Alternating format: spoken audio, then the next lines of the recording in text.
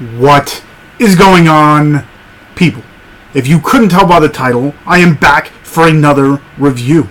And this one's a little bit different. Usually I do indie horror. This one is more of an indie thriller. But let me just say, I loved it just as much as I love horror. This movie actually is going to be distributed later on in the year. I believe it might be doing like film festivals now, but it's actually going to get put out later on. I was lucky enough to get a screener, so I feel very lucky now because I definitely love the movie. It's directed by Michael Chrisoulakis. Again, I'm horrible with last names, so I probably will mess up a whole bunch of them. It's written by Guy Jackson. It stars Ariel Brockfield. Hopefully I said that right. Azim Rizik. Again, horrible. And Lynn Shaye. That one was nice and easy. Lynn Shaye from the Insidious movies and Detroit Rock City and all that. Plus many more.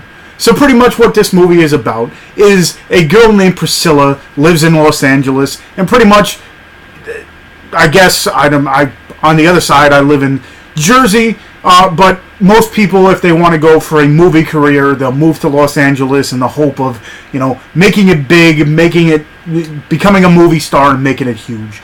So from what it was, she's been there for a couple years, and nothing's really hit for her, and she does the rise and that's definitely not what I was looking for, but she has a job waitressing, and she goes on all these auditions and everything, and let's just say her luck hasn't been the greatest.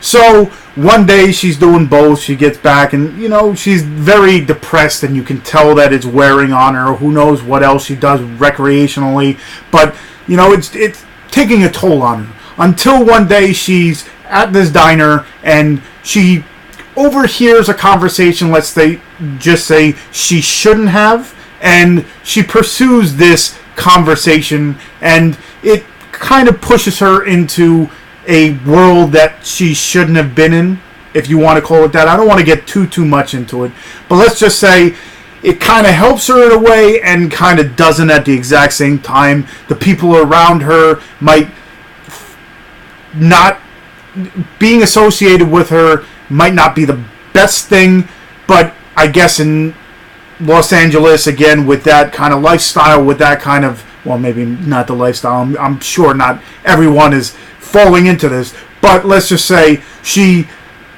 kind of gets into stuff that she shouldn't really have. In the beginning, you see she's in a therapy session, and you can definitely tell it's wearing on her mind, and this piled on top of it just makes for a bad time for her, and throughout the movie it just seems to just get piled on and piled on and piled on and piled on. But again, I don't want to go too crazy into it, but let's just say it's a whole heap of trouble that she gets herself into. What I can say is the music in this movie I definitely loved. It's almost like the It Follows type, or The Guest, or Your Next kind of deal, that like synthesizer, like 80s, maybe not 80s, well, maybe 80s, but the synthesizer kind of music. The music for this, the score was amazing. I definitely enjoyed it. It kept me through the whole movie, and it just fit with the movie so well. With certain scenes, you get the music. Sometimes you're watching a movie and the music doesn't fit with it, but let's just say with this, with the storyline, with the plot, and with whatever was going on the screen at the same time, the music fit with it perfectly. So let me just say, I again thankful for being able to watch the movie, and I can't wait to add it to the collection when it actually eventually does, get a physical copy release. I'm sure it'll go the route of like VOD and everything else. But let me just say, this, I guess I'll put it under like most anticipated movies of 2017, or when they do get released. So definitely put this one on your list. I'll leave a link to the trailer at least, because you can't really do much else with it, but I'll leave the trailer, or the link to the trailer, so you can check it out and get excited for it. And then who knows if it gets the film festival release and whatever, so then you might be able to eventually see it.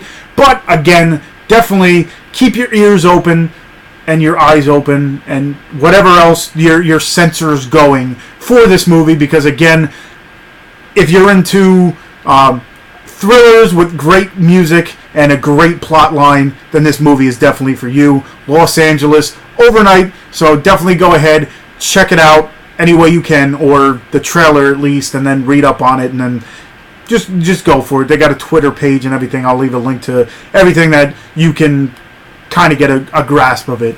And also in the link I'll leave all